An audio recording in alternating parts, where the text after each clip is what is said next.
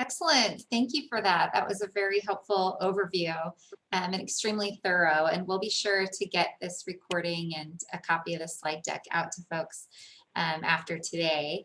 But now we get to move into our Q&A portion of today's webinar. So I'm going to invite the panelists that are here, Mr. Dykes and team, there you are, perfect, to join me in starting your cameras. Go ahead. We did have quite a few questions come in, and I'm sure others are typing right now. So I've questions coming up here on both sides. So let's go ahead and get started. So first off, can somebody talk about the difference between small disadvantaged business, or SDB, and the 8A program in terms of certification or process of being identified as one or the other? Sure. So there's a DBE program that is actually handled through mainly the Department of Transportation. That's still a federal program. Oh, I'm sorry. John, did I say DBE? I meant small disadvantaged business, SDB. I'm sorry. Oh, okay. Wrong question. So SBA, we used to issue the certifications for the small disadvantaged business. Now it's just a self-certification on your SAM profile. You're just saying that you're a small disadvantaged business. Many agencies can set aside just set-asides for small disadvantaged businesses, but every agency has a goal to award 5% of their dollars to small disadvantaged businesses. They really mainly do this through the 8A program. The 8A program allows them to use the sole source authority, and also it allows them to set aside certain contracts under the 8A program. So some small disadvantaged business, you can just say you are that in your SAM profile, and it's definitely useful for small subcontracting, and then it also allows agencies and large businesses to meet those goals. Excellent, thank you. Claire asks, I'm a woman-owned business as a dental lab. I'm asking if this program is good for me, and that might bring up other questions of, is this for every industry, or is it better for some industries than others? Really what you want to do is go into, there's a lot of resources available. usaspending.gov is probably the best place for you, and type in your NAICS codes, type in the keywords of what you do, see what contracts are being awarded by the local agencies and the national agencies as well, and see if it is a good opportunity. And then we always recommend, if you're looking to get into federal contracting, start out as a subcontractor. As the presentation mentions, the 8A program is only a 9-year program, so it helps a lot if you can get that past performance under your belt before you get into the program, because that is a big barrier to entry in government contracting, is having that past performance performing on federal contracts or federal facilities. Excellent, thank you, John. And I realized I didn't give you a chance to introduce yourself. So let's pause the questions. I guess got excited about the questions. Let's pause the questions and have you guys introduce yourself and give some welcoming remarks. Sure. My name is John Dykes. I'm the lead business opportunity specialist for the Seattle District Office. The Seattle District Office, we cover pretty much most of Washington State and then 10 counties of northern Idaho. We're part of Region 10, which includes the states of Oregon, Washington, Idaho, and Alaska. We also have participants on here from the Portland District Office and the Boise District Office, and I'll introduce Joe Smedick and let him talk about himself first. Sure, thanks, John. So I'm Joe Smedick. I am the Business Opportunity Specialist for the Portland District. The Portland District covers most of Oregon, 30 of the counties in Oregon. The 6 most eastern counties are covered by the Boise District, who is also online today. And we cover 4 counties in southwestern Washington. So as a business opportunity specialist, John and I, as well as Greg, provide business development assistance to 8A firms once they're certified into the program. And also we conduct annual reviews and ensure compliance with the program. So Greg, I will kick it over to you. Sure, and I do not know who drew the district office boundaries so that we each have parts of different states, but so yeah, Boise District Office, southern 34 counties of Idaho and the 6 eastern counties of Oregon. And like Joe and John said, we're compliance. Any questions? We're all talking to each other too. There are some instances where you'll need to talk to a specific office, but for the most part, we're all relying on each other for subject matter expertise and getting the compliance actions taken care of. Excellent, very good. So I call you guys the boots on the ground, helping these the 8A firms, once they are certified, navigate this wild world of government contracting. And so it's excellent that you guys are here today to help us understand kind of how all this goes down. Can I go back to questions now, or did you have more to share, John? One more thing, just as if you're located in Washington or Idaho, we are community property states. So during your application, you know, one of the requirements is 51% ownership and control by a social and disadvantaged individual. If you're married, and even if your documents, your corporate documents state that you're 51% and your husband's 49%, or even if it says 100%, the way our states work is that technically you have half of his and he has half of yours. So it's still 50-50. You have to have a transmutation agreement in place, which is a legal binding document. So if you ever got divorced, that's how it would split up the company. So it's important to know, work with your local PTAX. I know we all have templates for a transmutation agreement. So that's important to know. Also, new regulations require for construction firms in the 8A program that you have to have a bona fide place of business, an SBA approved bona fide place of business where the work is going to be performed. With our district offices, especially since we cross state lines, you can have an office basically in either of our district offices and perform work for the Boise district office, for the Portland district office, and the Seattle district office. And that's it. Excellent. Very good, John. And this one might be better for Otis here. I have a couple of questions related to the timing. So walk me through what a business can experience. They hit submit on the online system. What happens next? Do they get an email saying you're in submitted status so that they know they successfully submitted? And what can they expect next?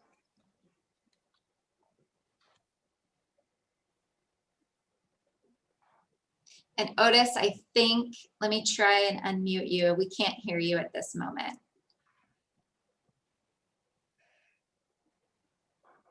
Okay, does anyone else know the answer to that that wants to take it? This is Cynthia. I work with Otis. So once they submit an application, you know, the firm can sign in to certify at any time to check on the status. As Otis mentioned in his presentation, it's initially a pre-screening, and just because of the volume of applications, that can take a little bit of time. And in the pre-screening, the individuals will be looking at whether there are certain required documents in the application. You know, if there's anything that's missing, then obviously the firm will receive a message through Certify. And then you would log into Certify, view the message, compile the requested information, and then you could resubmit your application. And then we would continue with the process. Excellent. So anytime you want to look up the status, you would just go into Certify. If it says pending, that means it's under review. Okay, and once accepted into the program, what happens? They get a communication saying congratulations? You mean approved for the program? Approved. That, yep. Yes. Yeah. So everything is done through messages. So if the company is approved, there would be a message sent. And then it would have instructions on what the firm needs to do. You know, they would then at that point work with their servicing district office. Excellent. Tina asks how to delete an incorrectly uploaded document. Is there a way she incorrectly uploaded a document and then couldn't delete it? It was too sad. And so she ended up doing the correct one with a little note. Is that how the preferred way you want her to handle that? So the way it works is that once you upload a document into Certify, you cannot remove it. There's no way to delete it. You can archive it. So that's possible, but it is in the system. And the way it works is you upload documents to the document library, and then as you go through the application, they'll ask for certain documents, and then you attach the appropriate document. So in this situation, if she uploaded, if there's multiple documents in the library, she just needs to make sure that she uploads the correct one to the appropriate section of the application. Very good, thank you. And once the application is in submitted status, can you tell how long until they can expect a response? Again, that's a little bit difficult to say. As I mentioned in the pre-screening process, that can take a little bit of time just because the volume of applications that are received. Once it completes the pre-screening process, it moves to the regular screening process. And generally, a company would receive a response within 15 calendar days. At that point in the screening process, we're seeing if there's any eligibility issues or if there's any items that need clarification. Again, if there are, then we would send a message to the firm and give the firm the opportunity to provide that the additional information. Once the screening process is complete, if the application is substantially complete, then the application would be accepted for processing, and that's when that 90-day time frame starts. Very good. This person's understanding that they're to submit 3 years worth of tax returns. What happens if they don't have 3 years worth of tax returns? Like maybe they haven't filed for 2020 yet, or they're only 2 years old. The company would just submit the 3 most recent ones that they have. Obviously, 2020 is not due yet. If it was past the due date, then we would ask for the extension, but it's not past the due date. So right now we would expect 2019, 2018, and 2017. Very good. Also on the certification side, Daniel asks, I'm 59 years old. Does age factor into potential success? And a follow-up to that, if I sell the business to a non-disadvantaged owner after 9 years, is there a devaluation of the business? Not sure if you guys want to touch that one or not. I don't think age necessarily has anything to do with potential for success. I mean, when we're looking at potential for success, we're looking at the company's financial condition. We also look at the experience of the company's managers as well as its record of performance. So those are unrelated topics. As far as selling the company at a future date, I'm not really sure where that question is going. Great. Okay, thank you. Yeah, I think that's more of a question for a business advisor that's familiar with the 8A program. And maybe PTAC can also provide a little bit more context to that, Daniel, so feel free to reach out. And I'll just touch on that. Once you're into the program, if you change ownership where it's not 51% owned and controlled by a social disadvantaged individual, we would actually early graduate or terminate you from the program. Excellent for that info. Okay, I think I covered most all of the application-y type questions that are in Q&A. There might be a couple sprinkled in there, but Cynthia, you're off the hook for now, and Otis. But we might come back to you, I don't know. Okay, so let's talk a little bit about the benefits of the program. Talk to me about what happens after a firm is certified. Why is that so great in the federal space? I'll start and then let Joe and Greg add in. So once you're approved, you'll get the acceptance letter from headquarters, and then they'll say in that acceptance letter, you've been assigned to district office where your office is located. Then we will send you a welcome letter, and that's when we set up the business plan evaluation and then also the orientation where we talk about, what's required for the 9 years, but also what's available to you. First thing is free 7J training, and that's where we hire a bunch of different contractors to discuss all different types of government contracting. It's free to all 8A firms. Some of the programs, they will come to your office and do one-on-one training. A lot of it's online these days. And then probably the biggest benefit is what I kind of mentioned earlier. It's the 8A sole source.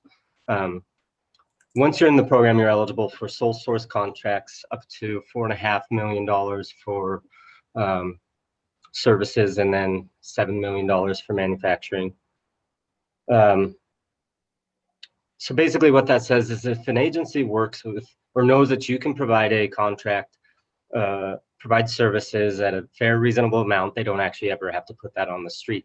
It's actually just a sole source contract. They send an offer letter to us. Once we accept it, they'll negotiate directly with you, and then they award the contract. The good thing about the 8A program is if you do this once and get into an agency and they like what you do, they're going to come back to you for the follow-on contracts. It's an excellent source of revenue where you're not competing against other firms.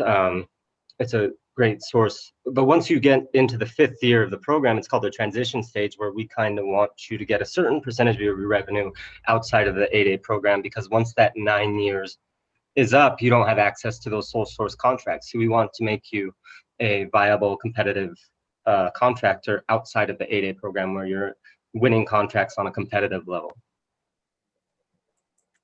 Excellent. You work with us for 9 years. You get one-on-one assistance with your BOS for the full 9 years. And then I'll let Joe add anything from here. Yeah, I would just add, another benefit of the program is the ability to obtain surplus government property. So being certified into the program, once you are certified into the program and provided you're otherwise eligible for 8A program benefits, you have the ability to work with your state area surplus property office to obtain surplus government property at a reasonable rate.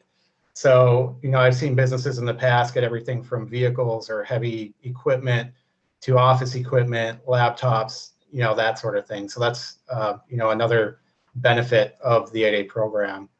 One of the things that I also do for our firms down here in Oregon is I periodically set up 8A networking events. So you'd have the ability to network with other 8A firms, and I try to incorporate local government contracting agencies into those networking events. So you have the ability to network with those agencies and provide a really brief capabilities narrative to them to hopefully establish some relationships with those agencies and increase your chance for success in the 8A program. And Greg, I'm not sure if you have anything else to add.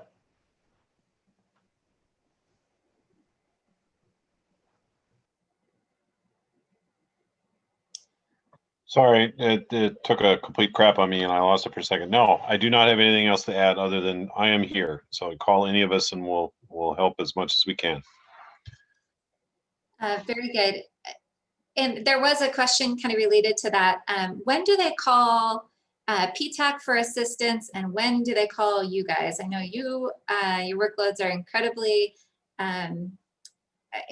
slammed. And I'll talk a little bit about PTAC services. So we're no cost business advisors in all the states that you guys are in. All the attendees here today have a PTAC near them that can help them understand how to get registered in the system for award management, how to find opportunities on the beta.sam site. And that was one of the questions that's perfect for PTAC to support. How to do market research to determine opportunities for your industry code within the government space. A marketing strategy for selling to government or government prime contractors. How to bid. We can review your proposal before you submit. We can certainly help you navigate the certified system at the SBA. And everything else in between. So that's kind of PTAC. We're an extension of the government's outreach arm to support businesses in this effort. Can you guys talk about what would be a referral to you and when you would want them calling you? We'll start with John. Sure. We work with PTAC a lot. We love our PTAC. There's certain things we can and can't do for SBA, and a lot of it is, and the big thing is helping firms fill out the 8A application. If we did that, we'd kind of, since we are your assigned BOS for the next 9 years, we're kind of picking and choosing who we would want to work with if we help individual firms with their application. So a lot of times we'll refer, for helps with the application, we'll refer them to PTAC. Actually, the filling out, we can always send them, where to go, how to apply, that kind of stuff. Also, we can't review proposals, so that's something we would definitely refer to PTAC. And then finally, I am a huge fan of PTAC's bid matching service. if you're a small mom and pop shop, it is tough to find opportunities, especially in your industry if you only specialize in something or some specific thing. Most contracts are posted on beta.sam now, FedBizOps. But a lot of the times, if it's under simplified acquisition or even under $25,000, I think it might be 30 now, agencies can just post it to a website. They can post it really anywhere on available opportunities. Their bid matching services searches all these opportunities all across the entire nation, and they also look for subcontracting opportunities and state and local opportunities as well. So that is a giant thing that I'll recommend people check out, because there's so many things. Just you could spend all day looking for opportunities instead of just getting an email every day on, hey, here's something that you might be interested in. And I put a little bit of description about bid match into the chat, along with the link where you can find your local PTAC based on where you're at in the state. So you can ask your PTACer about the bid match service. Thanks, John. Anything else to add, Joe or Greg? Yeah, I would kind of echo John's statements. I'm a huge proponent of PTACs as well. In fact, before joining SBA, I worked for a PTAC in Wisconsin for about 9 years. So I understand kind of some of the great services that you provide to small businesses interested in selling to the government. So one of the most common questions I get at the SBA with respect to the 8A program and small businesses who are looking at getting into the 8A program is the government buying what I'm selling, or is the 8A program kind of right for me?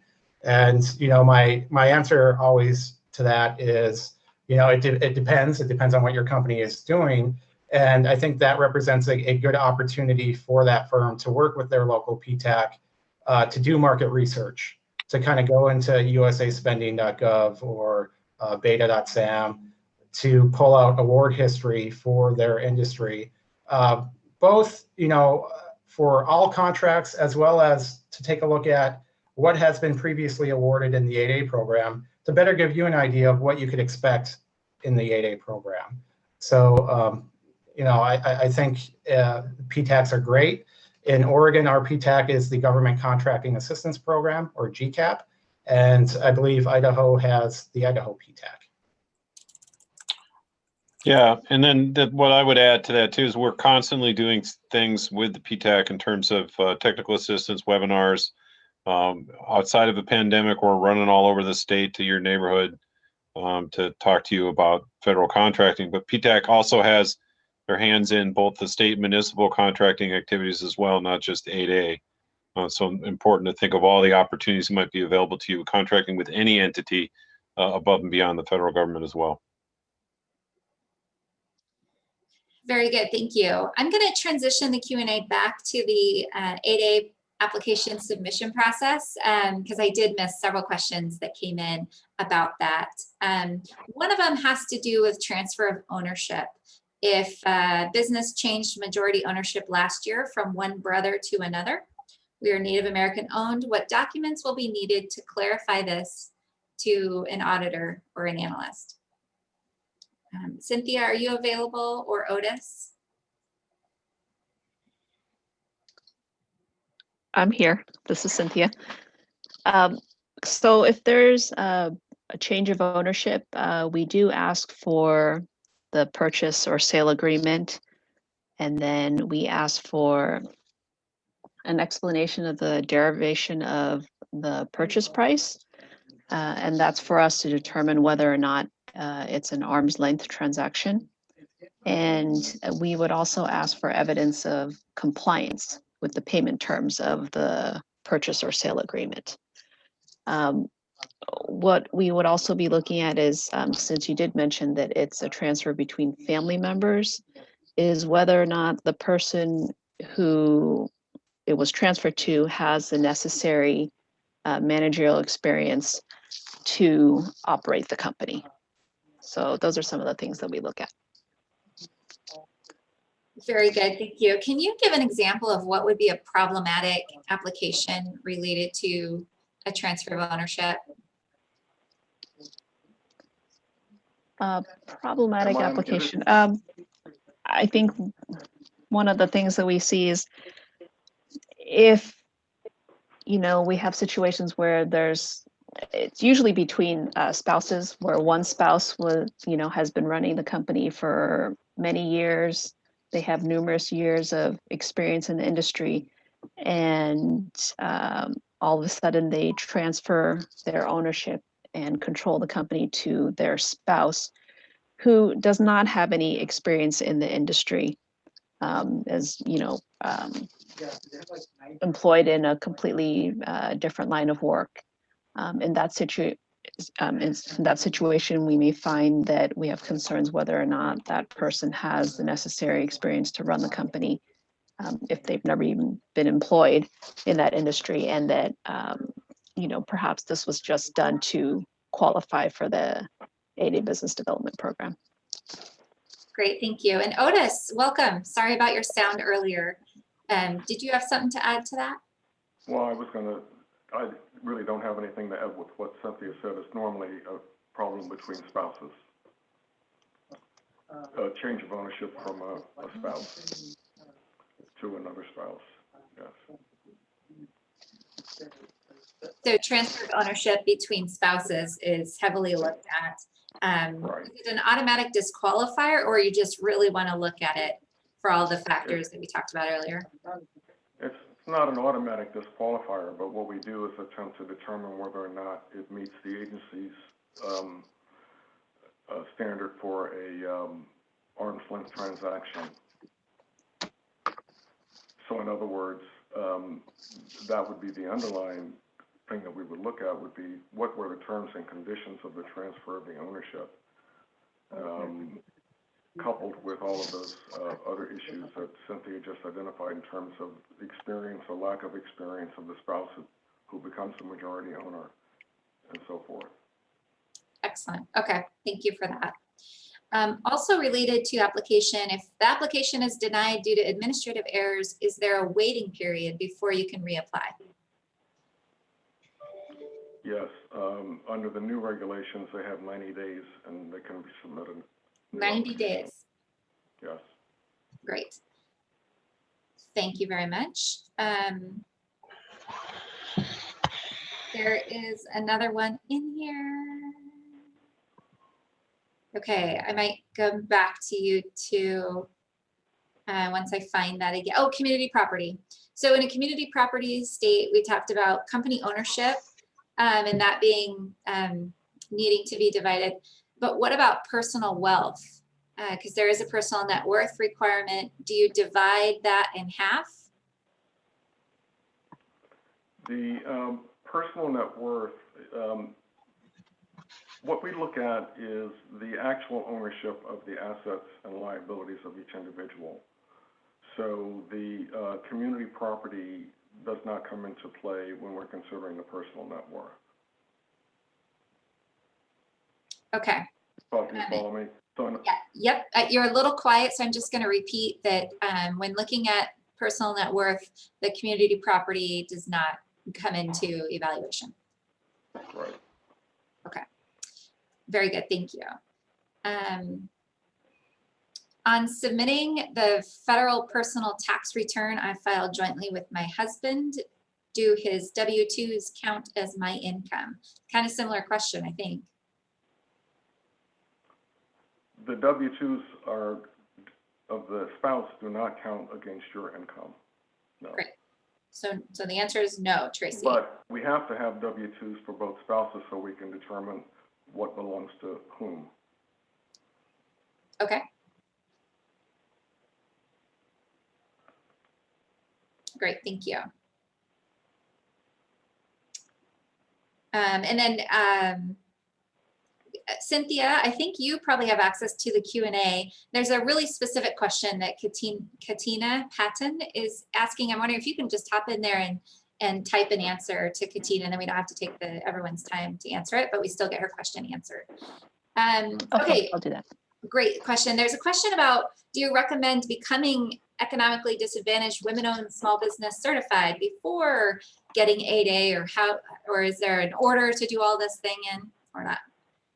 Not sure who wants to take that. I think that's up to the business to make that decision. That's a business decision. Great. And so having a women-owned certification has no weight on whether or not they can get 8A certified, correct? Exactly. It has no And it's definitely a business decision, but also the 8A approval letter can be used for your women-owned small business applications. So it might be beneficial to go 8A first, but definitely a business decision.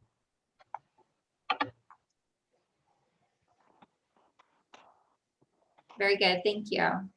Once in the program, so maybe this is for John, Joseph, and Greg. Once they're in the program, is there a limit on profitability, and what factors do you look at in the annual review?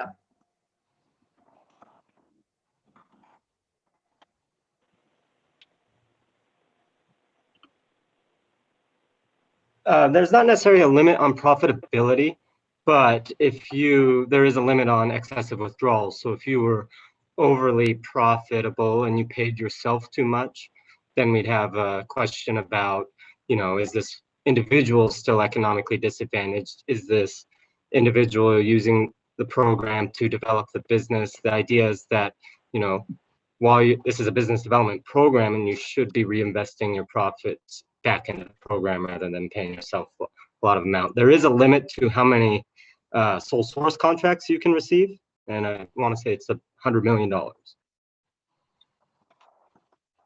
Yeah, and I'll let Joe and Greg. Sure, yeah, and some of the things that we look at the time of the annual review are confirming that the 8A participant and the individual upon whom eligibility is based still qualifies for the program.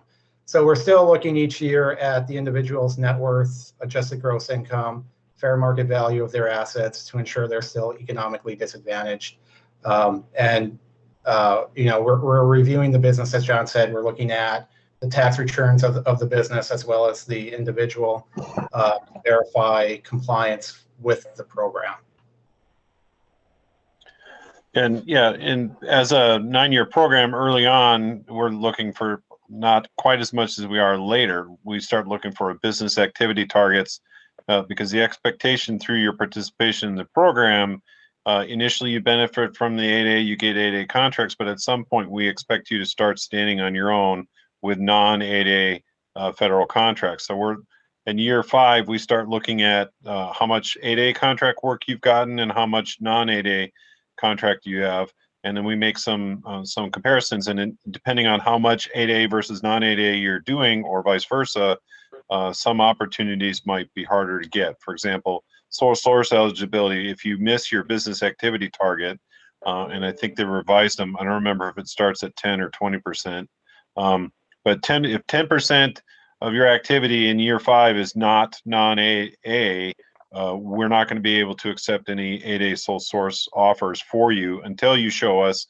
that you've done at least 10% non-8A work. And then that goes up from 10 to 20 to 30 until the final year, where we expect half of what you do to be non-8A. And so individually owned 8A firms, the whole purpose is to get your business developed. That's why it's the business development program. And eventually you should be able to stand on your own doing large non-8A prime federal contracts, potentially working with other 8As later on. Thank you for saying that. And 5 years seems like a really long time from now, but I promise it goes by incredibly fast. So reflecting back to Dr. Peebles' opening remarks about choosing the most strategic time for your business to get into the 8A program is a very important first step. Excellent, thank you.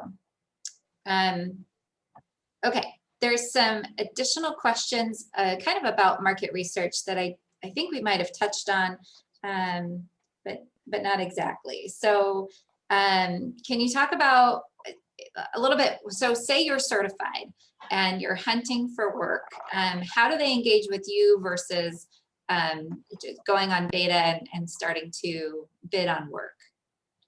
And when I say beta, I'm talking about beta.sam.gov, where federal solicitations are posted.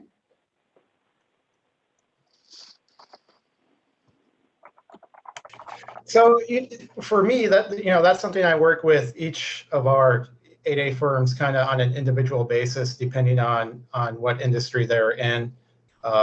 and what types of opportunities they're seeking. In certain circumstances, yeah, I can help the firm, review their marketing materials, their capability statement, provide suggestions on that. Potentially, depending on what type of work they're looking at doing and which agencies they're targeting, try to assist and help set up capabilities briefings with that agencies if we have an agency with that relationship. Kind of provide guidance and expertise on the importance of responding to sources sought and identifying potential requirements that might be a good fit for the 8A program. Yeah, in our office, we end up quite often sending search letters in responses to sources sought. So the firm will identify a particular opportunity. They'll point it out to us, and we'll look at it, and we'll send a letter on their behalf of their 8A status saying, hey, this firm is interested, they're current and eligible for 8A contracts. We just want to make, it's like an extra punch to the back of the head saying, hey, there's an 8A firm here. Hopefully they showed up in market research. If not, here they are and all their identifying information. And with the several individually owned firms I have, I don't know, lots of them don't do any of that. They do it all themselves. But then I have a couple where they're hitting me 2 or 3 times a week with search letters. And if they get them all, they're going to be very busy so far. Great, thank you. Back to the certification process. Tracy asks oh, nope, not Tracy. I'm sorry. It had to do with cash flow. Mr. Franco asked about cash flow. What is sufficient cash flow, and what other financial metrics are you going to look at, Otis and Cynthia? Well, as Cynthia already mentioned, we don't have numbers that we look at. We look at the overall financial structure of the company. So we don't really have quantitative measures that we can give you, because each company, when you look at their financial statements and their financial condition, each company has different profile. And the only thing that I can say is that negative cash flow is not a good sign. Okay, so okay. The totality of circumstances, I think, is the language that attorneys like to use. So thank you, Otis. Under the 8A program, is subcontracting still an option?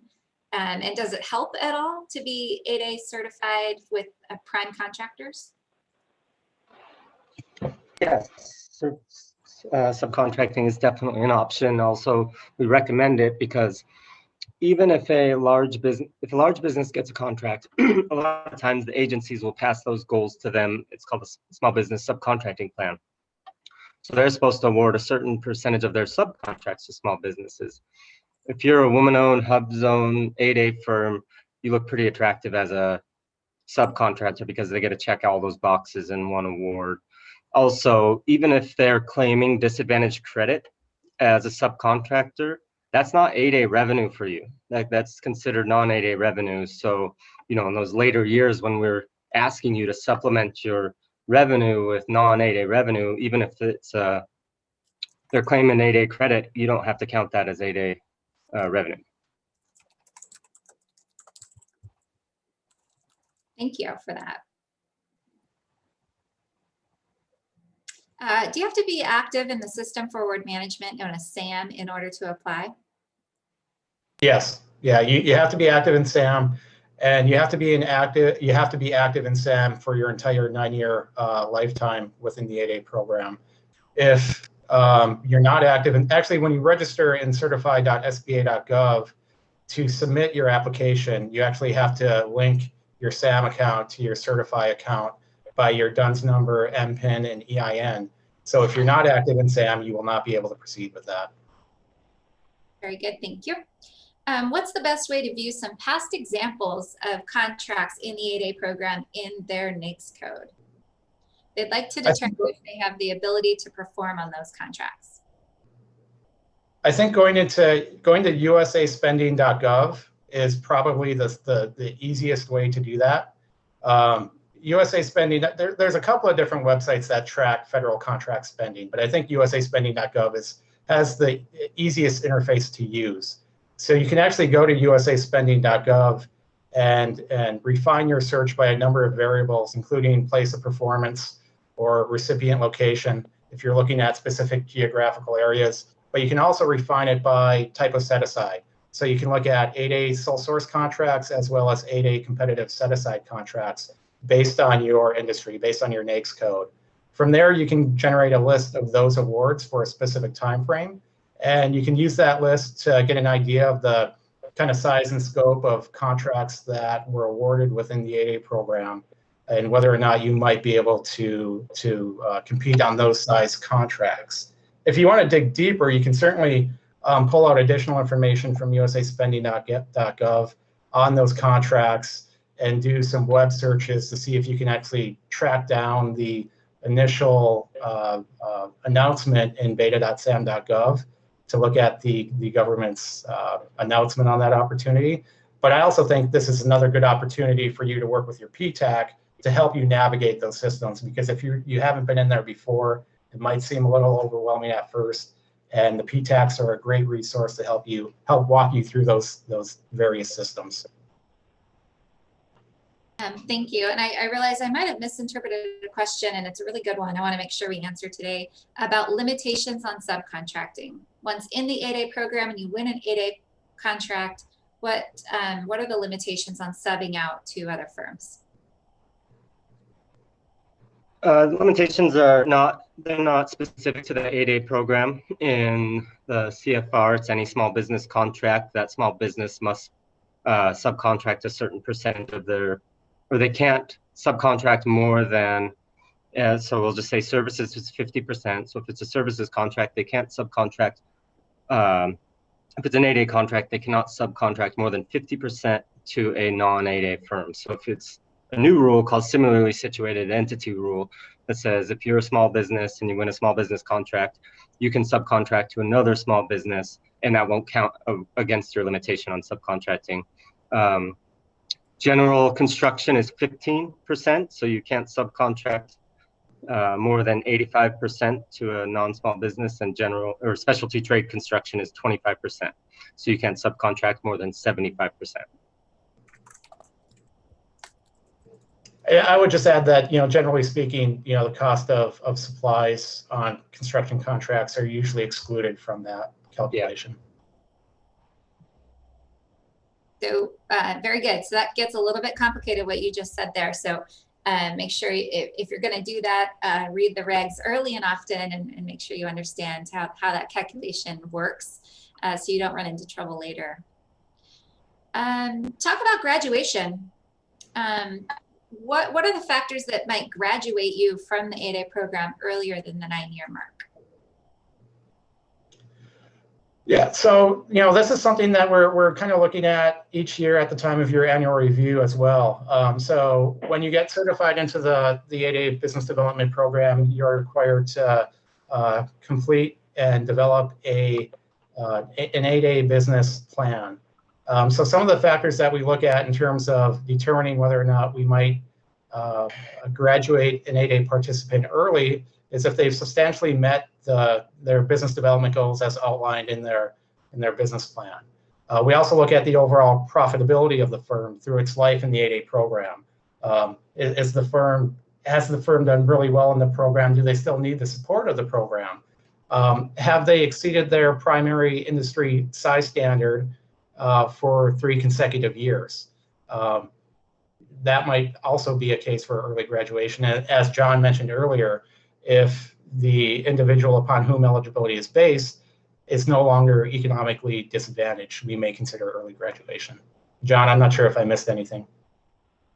Yeah, no, you didn't. There's 2 ways, well, 3 ways you can leave the program: termination and early graduation. Early graduation is basically you've succeeded in the 8A program. You really don't need the 8A program business development assistance. Then there's termination. You don't want to be terminated from the 8A program. That basically means you've done something wrong. You could be debarred as well. you've committed fraud. There's a couple different ways, not submitting everything on time, a pattern of failure of submitting things. There's a couple different ways to be terminated. And there's also voluntary early graduation where you say, I've succeeded, or I'm too large. I don't need this program, or even it's not doing anything for me. You're not getting anything out of the program. It's not worth the annual reviews, submitting everything in.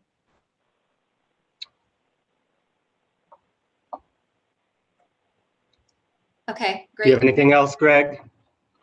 No, sounds good. Okay, very good. I think I answered the last of the questions there. I do want to share one more thing with everyone that's on the line today. We have our annual Alliance Northwest Conference coming up in March 11th. The online registration is active now, and people are on there. Hundreds of people are on there networking and signing up for one-on-one meetings between buyers and sellers. The agencies have come out in full force, and we're very excited to offer this event virtually. So even if you're in Idaho or Oregon or Alaska, you don't have to travel to attend. You can just show up from the comfort of your home or your home office. And so I'll go ahead and put this link into the chat. It will be a vibrant event, and we're hoping all of you can come. It looks like also John offered the limitations on subcontracting clause link, which is good.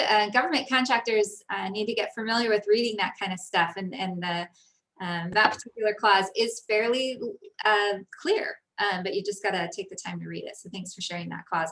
And if you call your PTAC question, your PTACer with that question, we pull up the clause right along with you. So anyway, that's the best way to do that. With that, any last closing comments from Cynthia, Otis, John, Greg, or Joe? I just want to say thank you for everybody for participating and all the attendees for coming. This is very valuable information. Likewise, thank you very much for your participation today. Very good. And I will, there was one more question in there about a Native American owned business owned by a tribe. And I hope that got answered. If not, please email me and I'll make sure you get the answer to whoever asked that question. I meant to flag that and now it's gone. So we'll hopefully. This is Cynthia. I answered the question already. Oh, okay, in the Q&A. perfect. Yeah. Excellent, thank you.